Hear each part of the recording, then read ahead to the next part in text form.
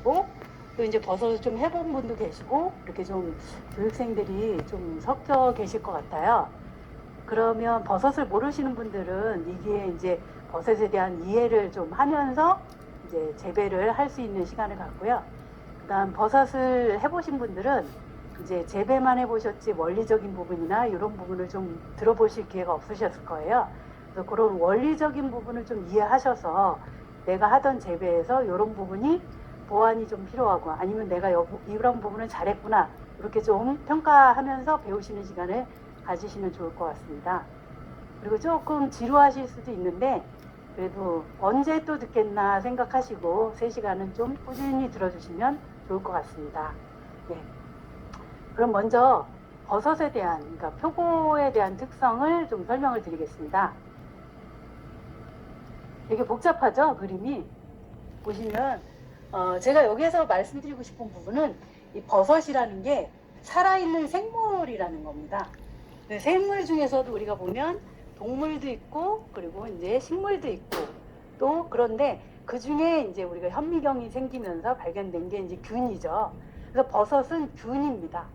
그래서 우리가 얘기할 때 버섯균을 얘기할 때 버섯 씨앗을 얘기할 때 종자를 사간다라고 얘기하지 않고요. 또 이제 종자를 판다라고 표현하기보다는 종균이라는 표현을 씁니다. 그래서 이게 균에 해당이 됩니다.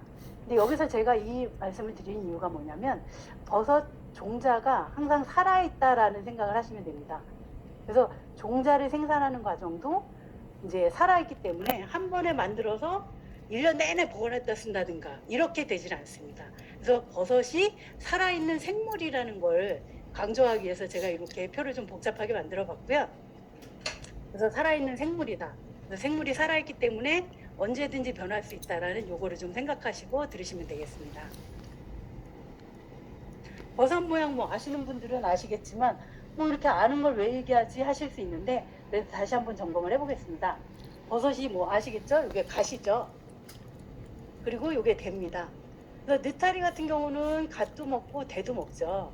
근데 이제 표고 같은 경우는 주로 갓을 더 선호하시고 그 다음 대는 약간 질기기 때문에 이제 대를 뭐 주로 뭐 국물을 낸다든가 하는데 많이 이용을 하시고요. 요즘은 표고 원목 통나무에서 하는 재배 말고 통나무를 갈아서 하는 톱밥 재배를 하다 보니까 그 톱밥에서 나오는 경우는 이 대가 약간 연약한 부분이 있습니다. 원목보다. 그래서 이제 원목 재배용으로 하시는 분들은 대를 따로 해서 국물을 내거나 아니면 장조림을 하는데 쓰시는데 톱밥 재배하시는 분들은 똑같이 국물을 내거나 장조림에도 쓰지만 이제 통째로 같이 이용을 하기도 합니다. 그래서 이게 이제 버섯의 갓, 이게 버섯의 대죠. 크게 이렇게 되고 뭐 기타 여러 가지도 있는데 버섯에서 제일 중요한 부분은 우리가 먹을 때는 별로 상관이 없습니다. 근데 버섯 자체로 보면 이 간 밑에 있는 주름살이 중요하죠. 왜 중요하죠? 네. 버섯의 포자죠. 이제 버섯의 씨앗이 되는 포자가 들어 있습니다. 우리는 그냥 갓을 먹고 대를 먹으니까 뭐 씨앗이 있던 말든 별로 큰 신경을 쓰진 않지만 버섯 입장에서 보면 얘가 이제 자기 자식이 되는 거죠.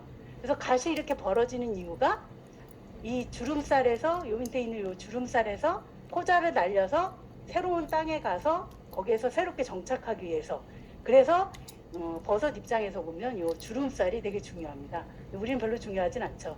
그리고 표고 같은 경우는 요 주름살 밑에 이렇게 포자가 달려 있을 때 이 포자가 이게 담작이라는 형태에서 이렇게 쌀알처럼 달려 있습니다.